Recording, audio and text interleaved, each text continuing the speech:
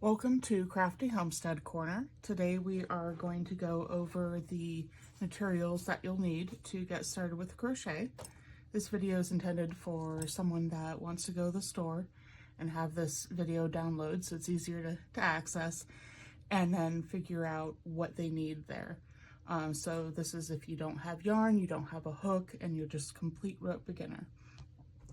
So the easiest type of yarn to start with is just going to be your cheap acrylic yarn, and it's going to be size 4. So here's one as an example, and you're going to want to look at the label and you'll see the size on there. So you're looking for size 4, and then you're going to look over and look at the hook right here for the crochet, not the knit. This is knit, this is crochet. Crochet is usually on the right. And it's going to say an H hook. So that's where you can figure out what type of hook you'll need to go with the yarn. Now for the size 4 yarn, you're going to see a crochet hook size of either H or an I.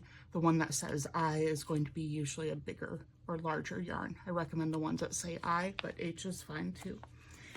And the type of yarn you're going to want to go for is like a light and bright.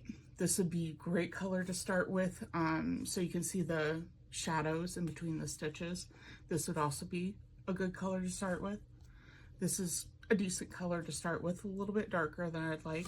This is okay as well. Don't start with black. Black is going to be impossible to learn on. It's very difficult. You can't see the shadows between the stitches, so it's hard to see what you're working with. I'd also avoid anything that's too colorful. Just one solid color. And white is okay, but I kind of prefer a little bit of color. It seems to be easier to see on there. And then you also want to judge the yarn by the softness. So red heart tends to be usually a little bit on the scratchy side. So always test it, kind of feel it right there and see if it's itchy. Wool is going to always be itchy. Caron's pretty soft. Loops and Threads, this is my favorite brand. I'm not affiliated with them, but it is soft and it's a thicker yarn. And then you're also going to want to look for whether they have like a little tail end coming out from the center. It needs to be the center right here. And if that's there, that means you can just start crocheting from the center and pull it out as you go along. If you don't see this visible, then you'll need to go in and pull it out, and it can get a little messy at first, but I'll show you how that works. And then with these, you'll want to test if it's going to be prone to split stitches, which are not fun to deal with at all. So you pull it out, and then you're going to take it and you're going to roll it so that you unroll it, and then see if you can see light through. This one's not bad at all. However, if we take this burnout one, you can start to see light through it. You just kind of let it loosen up. See? There's individual fibers. Try the one that doesn't have as much of a problem. And it just doesn't want to split. And here's the red heart. Kind of also that would be prone to splitting. And here's a Caron. Yeah, this is, I have had some split stitches issues with it, but here's another Loops and Threads, which does not have a center pull, but also doesn't want to split as much, but there's a little bit. And then we have an Impeccable yarn. This is, I think, a Michael's brand. So is Loops and Threads. That's going to have a little split stitching. But overall, this one seems to be Loops and Threads least. And you'll also notice that even if it says it's an H or an I, like here's Caron, and it says that it is an H, and this is also an H, the Bernat, and Loops and Threads is much more of the worsted weight, which is like the higher size in the size 4. So worsted is kind of like the upper end of the size 4. And this calls for an I hook. So you'll compare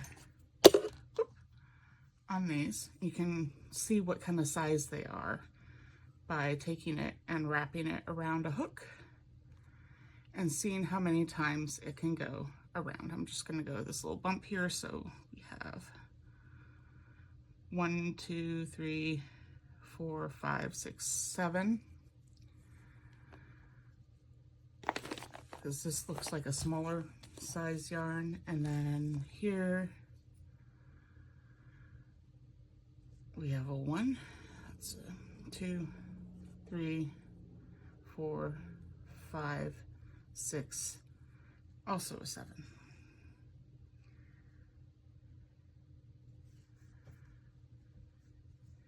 So the difference between these is minuscule, but when you work it up, you'll notice just that this kind of collapses, so this kind of flattens down and this stays a bit more upright.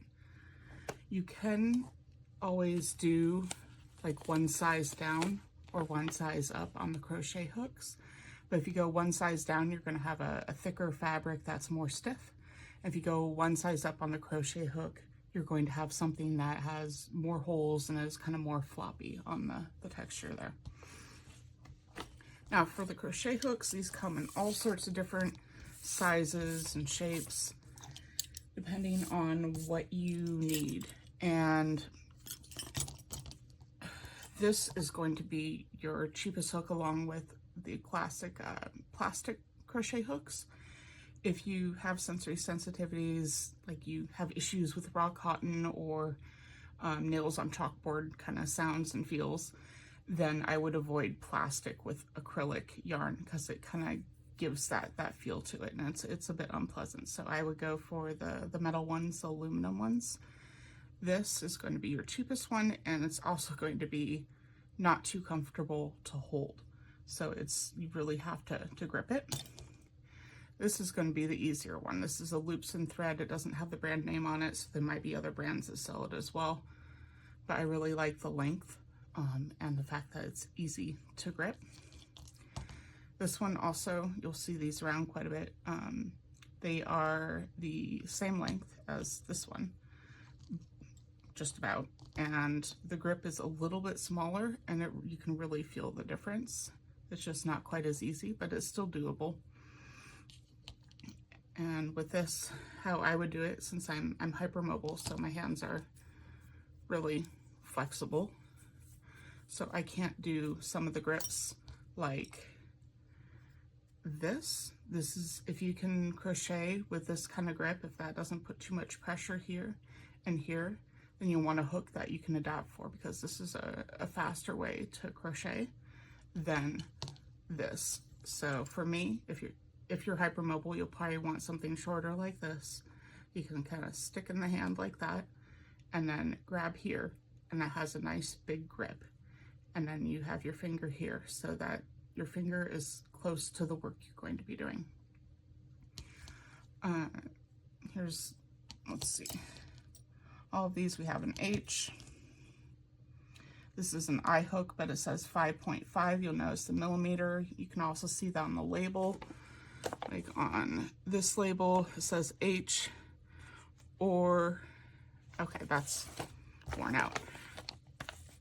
Let's see. So H or a 5 millimeter. So you see the 5 millimeter there too. So there's those markers. But anyway, that should get you set. And then check in for the next lesson on how to get started with the basic stitches.